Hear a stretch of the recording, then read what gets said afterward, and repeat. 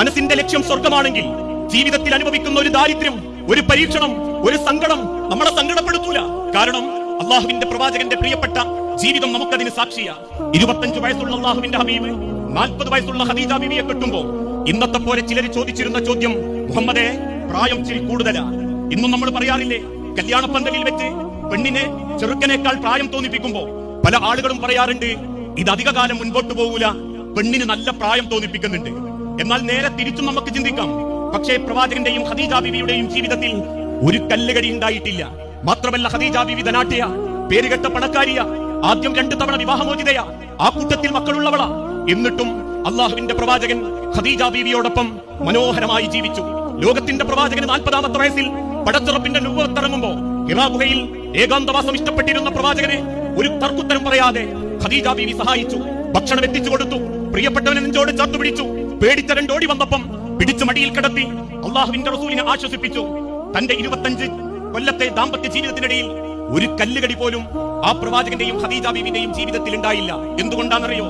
2 പേരുടെയും ലക്ഷ്യം അള്ളാഹുവിന്റെ സ്വർഗമായിരുന്നു. എനിക്കെന്റെ പ്രവാചകനെ സ്വർഗത്തിലെത്തിക്കണമെന്ന് ഖദീജ ബീവിയും, എനിക്കെന്റെ ഖദീജാനെ സ്വർഗത്തിലെത്തിക്കണമെന്ന് അള്ളാഹുവിന്റെ പ്രവാചകനും ഒരുമിച്ച് ചിന്തിച്ചപ്പം ലോകം കണ്ട ഏറ്റവും മനോഹരമായ ജീവിതം അള്ളാഹുവിന്റെ പ്രവാചകന് ജീവിക്കാൻ സാധിച്ചു. ഏറ്റവും ഭംഗിയിൽ ജീവിക്കാൻ സാധിച്ചു. അതുകൊണ്ടാ മരണപ്പെടുന്നതിന്റെ തൊട്ടു മുൻപ് ആയിഷ റളിയല്ലാഹു തആല അൻഹാന്റെ വീട്ടിൽ അന്തിയുറങ്ങുമ്പോ ഒരു നട്ടപ്പാതിര നേരത്ത് ആയിഷ ബീവി തന്റെ ഈത്തപ്പന ഓലയിൽ കിടക്കുന്ന പ്രവാചകനെ കൈകൊണ്ട് തടവി നോക്കി. അള്ളാഹുവിന്റെ റസൂലിനെ അടുത്ത് കാണാനില്ല. എവിടേക്കാ ഈ രാത്രി റസൂല് പോയതെന്നറിയാൻ ദേഷ്യത്തോടെ ആയിഷ റളിയല്ലാഹു തആല വീട്ടിന്റെ മുറ്റത്തേക്ക് ഇറങ്ങി. ആ മുറ്റത്ത് ഇരുട്ടിന്റെ മറവിൽ ഒരല്പ വെളിച്ചത്തിൽ ആയിഷ ബീവി കണ്ടൊരു കാഴ്ചണ്ട്. അള്ളാഹുവിന്റെ പ്രവാചകൻ ആ മദീനത്തെ തന്റെ വീട്ടിന്റെ മുറ്റത്ത് പൊത്തിപ്പിടിച്ച് കരയ. അള്ളാഹുവിന്റെ പ്രവാചകന്റെ ശബ്ദം പുറത്തു വരാത്ത നിലക്ക് ശബ്ദം അടക്കി പിടിച്ച് റസൂല് കരയുന്നത് കണ്ടപ്പം ആയിഷ റളിയല്ലാഹു തആല റസൂലുള്ളാഹിന്റെ തോളത്ത് കൈവച്ച് ചോദിച്ചു, എന്താ നബിയേ, എന്താ അങ്ങക്കൊരു സങ്കടം? അള്ളാഹുവിന്റെ പ്രവാചകൻ കൈയെടുത്ത് മാറ്റി വിങ്ങിപ്പൊട്ടിയിട്ട് പറഞ്ഞു, ആയിഷ, ഞാൻ എന്റെ ഖദീജാനെ സ്വപ്നം കണ്ടു. എനിക്ക് എന്റെ ഖദീജാനെ സ്വപ്നം കാണാൻ പറ്റിയ ആയിഷ. ആയിഷ റളിയല്ലാഹു തആലക്ക് ഒരു പെണ്ണിന്റെ സ്വാഭാവികമായ ഒരു ദേഷ്യത്തോടു കൂടി ചോദിച്ചു, അള്ളാഹുവിന്റെ നബിയെ, നിങ്ങൾക്ക് ഇപ്പോഴും ഇഷ്ടാണോ ഖദീജാനെ? ആ കിളവിയെ എന്തിനാ റസൂലെ നിങ്ങൾ ഇത്ര സ്നേഹിച്ച്?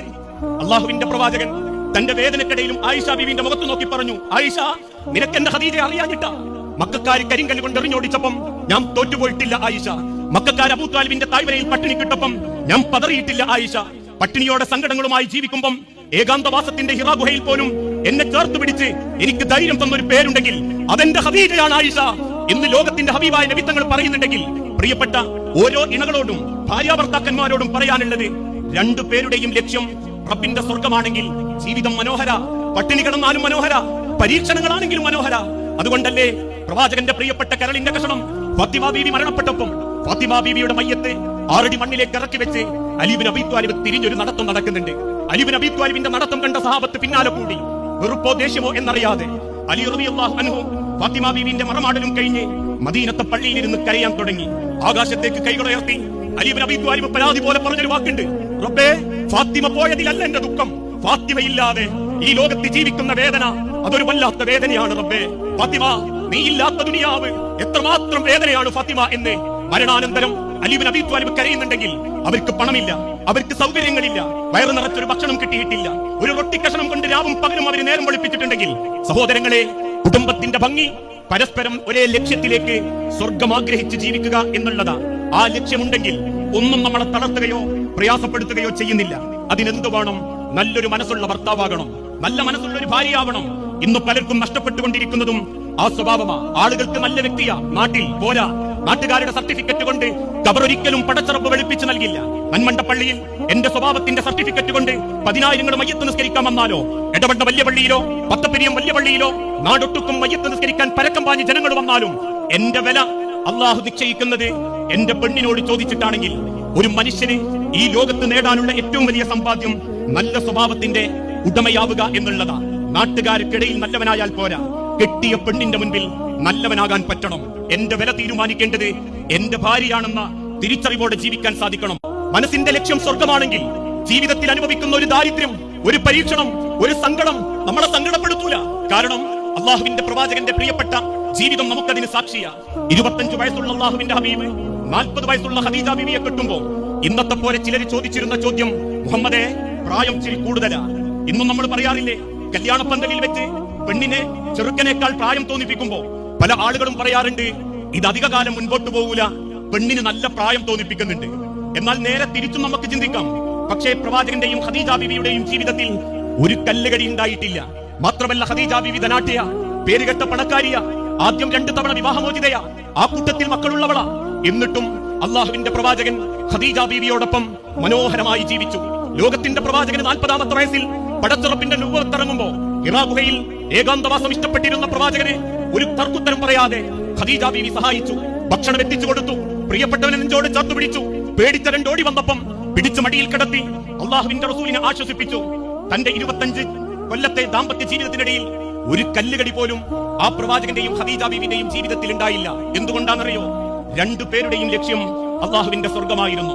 എനിക്കെന്റെ പ്രവാചകനെ സ്വർഗത്തിലെത്തിക്കണമെന്ന് ഖദീജ ബീവിയും, എനിക്കെന്റെ ഖദീജാനെ സ്വർഗത്തിലെത്തിക്കണമെന്ന് അള്ളാഹുവിന്റെ പ്രവാചകനും ഒരുമിച്ച് ചിന്തിച്ചപ്പം ലോകം കണ്ട ഏറ്റവും മനോഹരമായ ജീവിതം അള്ളാഹുവിന്റെ പ്രവാചകന് ജീവിക്കാൻ സാധിച്ചു. ഏറ്റവും ഭംഗിയിൽ ജീവിക്കാൻ സാധിച്ചു. അതുകൊണ്ടാ മരണപ്പെടുന്നതിന്റെ തൊട്ടു മുൻപ് ആയിഷ റളിയല്ലാഹു തആല അൻഹാന്റെ വീട്ടിൽ അന്തിയുറങ്ങുമ്പോ ഒരു നട്ടപ്പാതിര നേരത്ത് ആയിഷ ബീവി തന്റെ ഈത്തപ്പന ഓലയിൽ കിടക്കുന്ന പ്രവാചകനെ കൈകൊണ്ട് തടവി നോക്കി. അള്ളാഹുവിന്റെ റസൂലിനെ അടുത്ത് കാണാനില്ല. എവിടേക്കാ ഈ രാത്രി റസൂല് പോയതെന്നറിയാൻ ദേഷ്യത്തോടെ ആയിഷ റളിയല്ലാഹു തആല അൻഹ വീട്ടിന്റെ മുറ്റത്തേക്ക് ഇറങ്ങി. ആ മുറ്റത്ത് ഇരുട്ടിന്റെ മറവിൽ ഒരല്പ വെളിച്ചത്തിൽ ആയിഷ ബീവി കണ്ടൊരു കാഴ്ചണ്ട്. അള്ളാഹുവിന്റെ പ്രവാചകൻ ആ മദീനത്തെ തന്റെ വീട്ടിന്റെ മുറ്റത്ത് പൊത്തിപ്പിടിച്ച് കരയാണ്. അള്ളാഹുവിന്റെ പ്രവാചകന്റെ ശബ്ദം പുറത്തു വരാത്ത നിലക്ക് ശബ്ദം അടക്കി പിടിച്ച് റസൂല് കരയുന്നത് കണ്ടപ്പോൾ ആയിഷ റളിയല്ലാഹു തആല അൻഹ റസൂലുള്ളാഹിന്റെ തോളത്ത് കൈവച്ച് ചോദിച്ചു, എന്താ നബിയേ, എന്താ അങ്ങക്കൊരു സങ്കടം? അള്ളാഹുവിന്റെ പ്രവാചകൻ കൈയെടുത്ത് മാറ്റി വിങ്ങിപ്പൊട്ടിയിട്ട് പറഞ്ഞു, ആയിഷ, ഞാൻ എന്റെ ഖദീജാനെ സ്വപ്നം കണ്ടു. എനിക്ക് എന്റെ ഖദീജാനെ സ്വപ്നം കാണാൻ പറ്റിയ ആയിഷ. ആയിഷ റളിയല്ലാഹു തആല അൻഹക്ക് ഒരു പെണ്ണിന്റെ സ്വാഭാവികമായ ഒരു ദേഷ്യത്തോടു കൂടി ചോദിച്ചു, അള്ളാഹുവിന്റെ നബിയെ, നിങ്ങൾക്ക് ഇപ്പോഴും ഇഷ്ടാണോ ഖദീജാനെ? ആ കിളവിയെ എന്തിനാ റസൂലെ നിങ്ങൾ ഇത്ര സ്നേഹിച്ച്?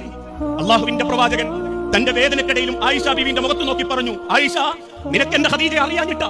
മക്കക്കാര് കരിങ്കല്ല് കൊണ്ട് എറിഞ്ഞോടിച്ചപ്പം ഞാൻ തോറ്റുപോയിട്ടില്ല ആയിഷ. മക്കക്കാർ അബൂ ത്വാലിബിന്റെ താഴ്വരയിൽ പട്ടിണി കിട്ടപ്പം ഞാൻ പതറിയിട്ടില്ല ആയിഷ. പട്ടിണിയോടെ സങ്കടങ്ങളുമായി ജീവിക്കുമ്പം ഏകാന്തവാസത്തിന്റെ ഹിറാ ഗുഹയിൽ പോലും എന്നെ ചേർത്ത് പിടിച്ച് എനിക്ക് ധൈര്യം തന്നൊരു പേരുണ്ടെങ്കിൽ അതെന്റെ ഖദീജയാണ് ആയിഷ എന്ന് ലോകത്തിന്റെ ഹബീബായ നബി തങ്ങൾ പറയുന്നുണ്ടെങ്കിൽ, പ്രിയപ്പെട്ട ഓരോ ഇണകളോടും ഭാര്യാഭർത്താക്കന്മാരോടും പറയാനുള്ളത്, 2 പേരുടെയും ലക്ഷ്യം റബ്ബിന്റെ സ്വർഗമാണെങ്കിൽ ജീവിതം മനോഹര, പട്ടിണി കിടന്നാലും മനോഹര, പരീക്ഷണങ്ങളാണെങ്കിലും മനോഹര.